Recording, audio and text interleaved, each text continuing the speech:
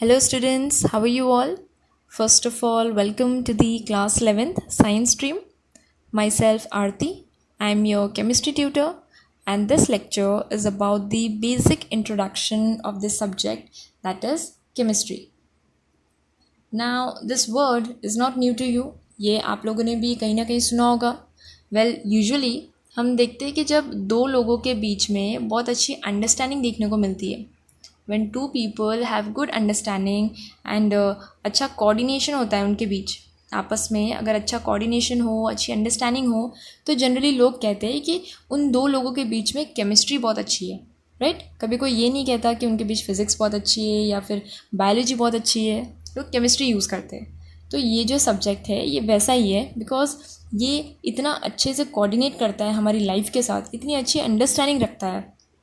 Whether it's morning or night, like starting from waking up in the morning to the sleeping at night, hundreds of chemical reactions they take place inside and outside us. हमारे अंदर हमारे बाहर हर जगह chemical reactions they are taking place. So if I want to define it, how am I going to define chemistry? तो chemistry जो है ये एक ऐसी ब्रांच है साइंस की जो डील करती है मैटर की स्टडी से. Okay, it deals with the study of matter, its composition, its structure, changes it undergoes in composition, then in energy during various process. ये साइंस की वो ब्रांच है जो डील करती है किसके साथ? मैटर के साथ, उसके कंपोजिशन के साथ, उसका स्ट्रक्चर कैसा है उसके साथ. अगर आप इस मैटर को किसी प्रोसेस के थ्रू पास करवाओ तो उसका कंपोजिशन चेंज होता है नहीं होता है, उसकी एनर्जी चेंज होती है नहीं होती है. इन सब चीज़ों को अगर कोई ब्रांच एकदम डिटेल में स्टडी करती हो तो that branch is chemistry. Okay, and क्या ये केमिकल चेंजेस जो हम स्टडी करते हैं ये आज के ढूंढे गए? नहीं, ये ऐसा नहीं है कि 2-3 साल पहले डिस्कवर हुए, ये सदियों से चले आ रहे. Whether it's iron rusting, then burning wood, metabolism जो डाइजेशन प्रोसेसेस होते हैं बॉडी में, देन कुकिंग हो गया, इलेक्ट्रोप्लेटिंग, फायरवर्क्स एक्सेट्रा, ये सारे केमिकल चेंजेस जो है ये हमेशा से हो रहे हैं, राइट? इसमें कुछ आर्टिफिशियल है, कुछ नेचुरल है, मतलब केमिस्ट्री तो हर जगह है. अगर इसकी इम्पोर्टेंस की बात करें तो इम्पोर्टेंस में तो लाइक फूड हो गया, क्लोथ्स, बिल्डिंग, हर जगह यूज़ होता है. ये मेडिसिन हो गया, एग्रीकल्चर हो गया, ट्रांसपोर्टेशन हो गया. अगर स्पेशली मैं मेडिसिन की बात करूँ तो हम काफ़ी मेडिसिन जो यूज़ करते हैं, जैसे analgesic, that is a pain relieving drug, right? दर्द की दवा. देन एंटीबायोटिक, ये इन्फेक्शन को क्योर करता है. ट्रैंक्विलाइजर्स, जो मेंटल स्ट्रेस से गुजर रहे हो उन लोगों के लिए होता है. एंटीसेप्टिक, ये काफ़ी कॉमन है, इसका नाम आपने सुना होगा ज़्यादातर. ये इन्फेक्शन मतलब जो छोटी मोटी चोटें लगती है वहाँ काम आता है. डिसइंफेक्टेंट, ये काफ़ी ट्रेंडिंग है आजकल इन दिस कोरोना पेंडेमिक. ये माइक्रो ऑर्गेनिजम्स को किल करने के लिए काम लगता है. देन सिस्प्लाटिन, टैक्सोल, ये सारी कैंसर थेरेपी में यूज़ होती है. एजिडोथाइमिडाइन, ये एड्स के पेशेंट्स को दिया जाता है ट्रीटमेंट के लिए. And apart from this, like the vaccine जिसका पूरी दुनिया इंतज़ार कर रही है, कोविड-19 वैक्सीन, वो भी हमें केमिस्ट्री की मदद से ही मिलेगी. ओके, मेडिसिन ही नहीं, लाइक इंडस्ट्रीज़ की भी अगर मैं बात करूँ तो everything that is being manufactured, like acid हो गया, फर्टिलाइज़र हो गया, base, then dyes, polymer, drugs, soap, detergent, every new material that is being manufactured, इन सब जगहों पे केमिस्ट्री यूज़ होता है.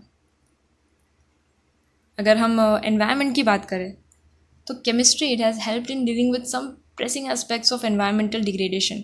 ओके, एंड ऐसा नहीं है कि बहुत चीज़ों को सिर्फ बर्बाद ही किया है केमिस्ट्री ने, लाइक ऐसे कुछ ऑल्टरनेटिव्स भी दिए हैं जिनसे चीज़ें सुधर रही है. Like alternative to CFC, that is chlorofluorocarbon, जो ओजोन डिप्लेशन के लिए काफ़ी ज़्यादा रिस्पॉन्सिबल होता है. तो इन सब चीज़ों के लिए केमिस्ट्री बहुत ज़्यादा हेल्प कर रही है, चाहे वो एनवायरनमेंट हो, हमारी लाइफ हो, या जो प्रोसेसेस हो रहे हैं, जो चीज़ें चल रही है हमारे आसपास, उन सब चीज़ों के लिए.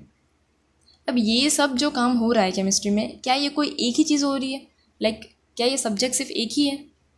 वेल, नाम के लिए तो हम कह सकते हैं कि ये सब केमिस्ट्री है, बट ये इतना डीप सब्जेक्ट है कि इसे भी अलग अलग ब्रांचेस में डिवाइड किया जाता है. जैसे ऑर्गेनिक केमिस्ट्री एक ब्रांच है. ये क्या करती है? ये ब्रांच कार्बन और उसके कंपाउंड्स को स्टडी करती है. ठीक है, कार्बन के कंपाउंड्स हो गए जो मीथेन, इथेन, ये सब शायद आपने सुना होगा, इन सब के बारे में पढ़ा होगा 10th में. सो इन सब कंपाउंड्स को अगर कोई स्टडी करता है तो that is organic chemistry. Okay, यहाँ पे हम कार्बोनेट्स, बाइकार्बोनेट, कार्बाइड्स, इन सब को स्टडी नहीं करते. It's only related to carbon compounds. Then physical chemistry हो गया. तो physical chemistry it's the study of constitution of matter.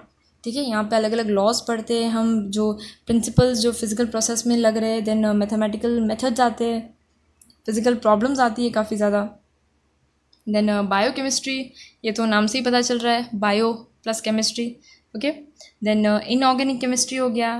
तो इनऑर्गेनिक केमिस्ट्री क्या करती है, ये ऑर्गेनिक के अलावा जो चीज़ें हैं उनके रिएक्शंस हो गए, स्ट्रक्चर्स हो गए, इनऑर्गेनिक के जो कंपाउंड्स हो गए, उन सब चीज़ों को स्टडी करती है। एनालिटिकल केमिस्ट्री एनालिसिस का काम करती है।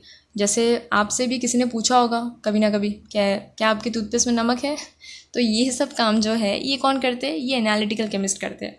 ओके। ये सवाल पूछने का काम नहीं, ये जो हम चीज़ें यूज़ करते हैं, जैसे अगर मैं टूथपेस्ट की बात करूँ तो उसके पीछे जो कंपोजिशन रहता है कि इतना परसेंटेज ये चीज़ डाली है, उतना परसेंटेज कोई फ्रेग्रेंस डाली है, वो जो परसेंटेज रेशियो निकालना होता है, जो एनालिसिस करना होता है, वो काम होता है एनालिटिकल केमिस्ट का। अब एनालिटिकल केमिस्ट्री जो है इसमें बेसिकली हम दो चीज़ें देखते हैं। One is qualitative analysis